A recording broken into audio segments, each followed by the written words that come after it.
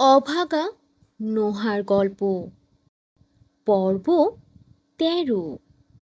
নোহার কাজের জায়গা থেকে নোহার মালিকিন নোহাকে অনেক দামি প্রোডাক্ট ডেলিভারি করার জন্য কাজ দেয়, কিন্তু সমস্যা ছিল ওই প্রোডাক্টগুলো অনেক সকাল সকাল তার যথাস্থানে ডেলিভারি করতে হবে।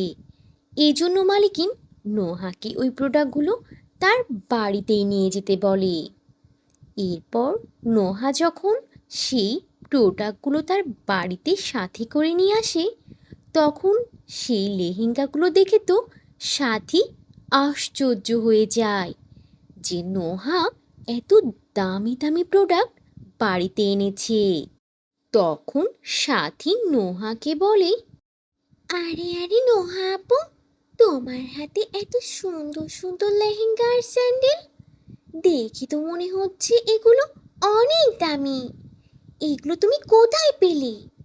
কে বা তোমাকে এত দামি দামি লেহেঙ্গা গিফট করলো? বলো না আপু, বলো আমাকে, কে দিল এগুলো?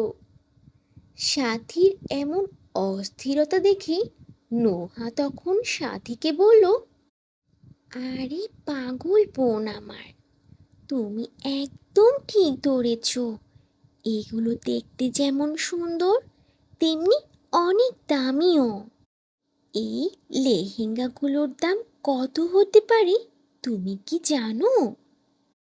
আমি বলছি শোনো, এই লেহেঙ্গাগুলোর দাম প্রায় ৩ লক্ষ টাকা। আর এগুলো আমাকে কালকে খুব সকাল সকাল ডেলিভারি করতে হবে। নোহার মুখে লেহেঙ্গার দাম শুনে সাথী আরও বেশি অবাক হয়ে যায়। তখন সাথী নোহাকে বলে, আরে নোহা আপু, এ তুমি কি বলছো? এই ৩টা লেহেঙ্গার দাম ৩ লাখ টাকা? এই লেহেঙ্গার দাম এত? তাহলে তো আপু এই লেহেঙ্গাগুলো অনেক বড় লোক কাস্টমারের, তাই না? দেখেছো বন্ধুরা, সাথী যখন লেহেঙ্গাগুলো দেখতে পেল তখন তো ভীষণ অবাক হলো।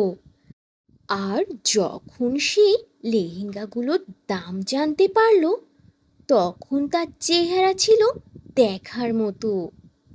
তাহলে বন্ধুরা, এখন বলো তো, নোহা কি তার প্রোডাক্টগুলো আসলেই ভালোভাবে সহি সালামতে ডেলিভারি করতে পারবে, নাকি সাথীর নজরে পড়ে তার বিপদ বেড়ে যাবে?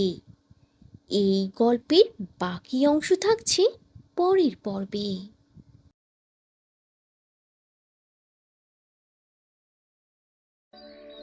তো বন্ধুরা, এই ছিল আজকের গল্প।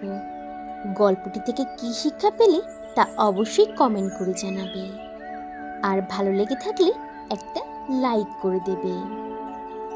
আর এখনো যদি চ্যানেলটি সাবস্ক্রাইব না করে থাকো, তাহলে এখনই লাল রঙের বাটনটি চেপে চ্যানেলটিকে সাবস্ক্রাইব করে দাও।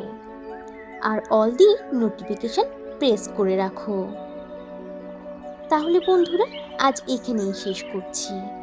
আবার দেখা হবে নতুন কোনো ভিডিওতে, নতুন কোনো গল্প নিয়ে। সে পর্যন্ত তোমরা সবাই ভালো থাকবে আর নিজেদের প্রতি খেয়াল রাখবে। আল্লাহ হাফিজ।